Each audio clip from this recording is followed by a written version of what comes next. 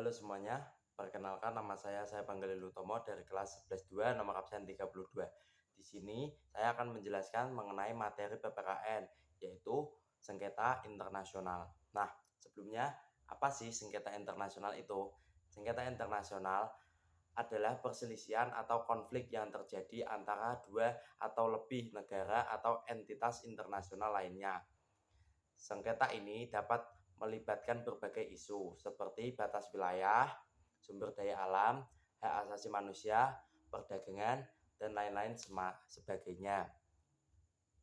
Jadi, semisal perselisihan ini masih di dalam negara atau antar daerah di negara itu belum bisa disebut sebagai sengketa internasional, itu masih sengketa nasional. Dan jika misal kalian ada masalah sama teman kalian, itu namanya bukan sengketa internasional, tapi masalah pertemanan kalian sendiri. Nah, selanjutnya yaitu jenis sengketa internasional. Jenis sengketa internasional itu ada dua. Yang pertama yaitu sengketa justable. Sengketa justable ini yaitu sengketa yang dapat diajukan ke pengadilan atas dasar hukum internasional. Nah, sengketa ini juga sering disebut sebagai sengketa hukum. Nah, yang kedua yaitu sengketa non-justable. Sengketa ini atau sengketa non-justable ini yaitu sengketa yang bukan merupakan sasaran penyelesaian pengadilan. Nah, sengketa non-justable ini sering dikenal sebagai sengketa politik. Selanjutnya yaitu sengketa internasional yang umum terjadi. Nah, sengketa internasional yang umum terjadi ini sebenarnya ada banyak, namun saya sebutkan 5 saja ya. Yang pertama yaitu sengketa teritorial. Sengketa teritorial ini yaitu perselisihan mengenai batas-batas wilayah suatu negara. Nah, yang kedua sengketa maritim. Sesuai namanya yaitu maritim, yaitu perselisihan mengenai batas-batas hak sumber daya laut dan lain-lain yang berhubungan dengan laut itu sendiri. Selanjutnya yang ketiga, sengketa ideologis atau perselisihan mengenai perbedaan sistem politik, sistem ekonomi, atau sistem sosial budaya. Intinya jika sengketa ideologi ini masih mengenai perbedaan cara pandang suatu negara yang berbeda-beda ya. Nah, yang keempat yaitu sengketa ekonomi. Nah, perselisihan ini mengenai investasi, utang, dan lain-lain. Intinya, sesuai namanya, sengketa ekonomi itu berhubungan dengan uang. Nah, selanjutnya yang kelima yaitu sengketa HAM atau sengketa hak asasi manusia. Nah, sengketa ini biasanya mengenai perselisihan mengenai pelanggaran hak asasi manusia. Selanjutnya yaitu penyebab sengketa internasional terjadi. Nah, untuk penyebab sengketa internasional ini ada beberapa. Antara lain yang pertama, perbedaan politik. Misalnya perbedaan pandangan tentang pemerintahan atau ideologi. Contoh, perbedaan antara Amerika dan juga Uni Soviet atau Rusia ya. Jika Amerika itu kan menganut paham liberalisme dan untuk Rusia itu menganut paham komunisme ya.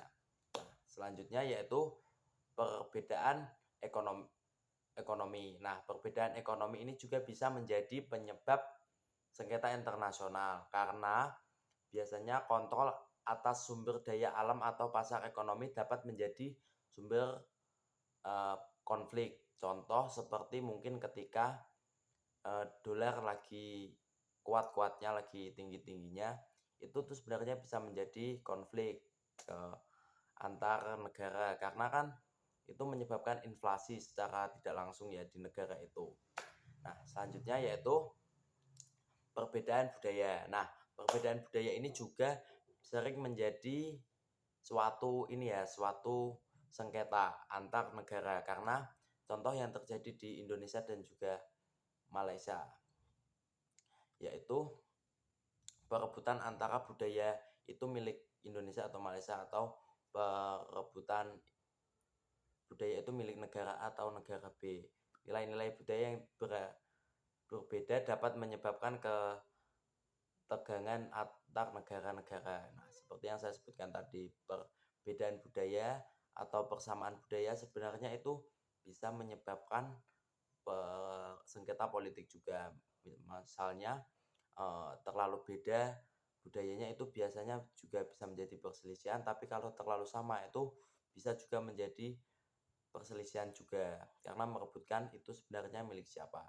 Nah, selanjutnya ambisi dan kekuasaan. Nah, kalau ambisi dan kekuasaan ini sebenarnya tidak semua negara karena biasanya negara-negara besar yang memiliki ambisi dan kekuasaan ini.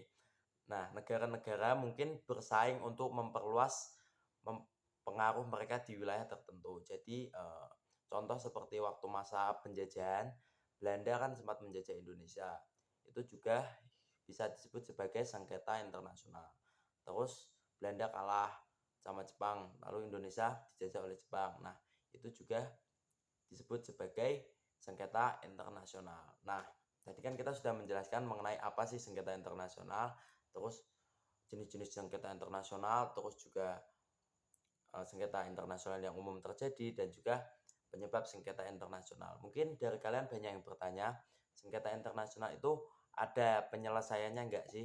Pastinya ada dong, karena suatu masalah pasti ada penyelesaiannya. Nah, penyelesaian sengketa internasional ini ada beberapa, yaitu negosiasi, mediasi, arbitrasi, dan juga intervensi. Nah, negosiasi ini sesuai dengan namanya, ini biasanya tuh negosiasi diplomatik atau biasanya negara-negara mencoba menyelesaikan sengketa mereka melalui dialog dan kesepakatan. Nah, contohnya petinggi negara A bertemu petinggi negara B.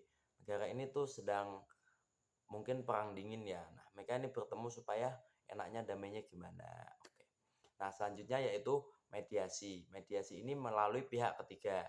Pihak ketiga yang netral berperan sebagai mediator untuk membantu negosiasi antar pihak yang bersengketa. Nah, jika pihak ketiga ini jarang banget dari negara mau menjadi penengah ya. Biasanya tuh dari organisasi tertentu, organisasi internasional tertentu. Contoh NATO dan juga PBB itu biasanya yang menjadi penengah jika negara-negara itu sedang berkonflik. Nah, selanjutnya yaitu arbitrase. Nah, penyelesaian sengketa di mana pihak ketiga yang independen memutuskan hasilnya. Itu arbitrase. Dan yang terakhir, intervensi militer. Dalam kasus-kasus ekstrim, konflik dapat diselesaikan melalui tindakan militer meskipun hal ini biasa merupakan pilihan terakhir. Nah, intervensi militer ini sebuah penyelesaian yang sebenarnya merupakan sesuatu yang tidak baik ya menurut saya, karena intervensi militer ini dalam maksud artinya tuh perang ya, perang. Nah, jadi itu biasanya menjadi penyelesaian terakhir jika suatu negara mengalami sengketa internasional. Nah, sekian dari saya. Maaf jika video ini kurang bermanfaat dan masih banyak kekurangannya. Mohon maaf sebesar-besarnya. Tapi sebelum meninggalkan video ini, saya mohon untuk jangan lupa like, comment, share, and subscribe. See you next time. Goodbye.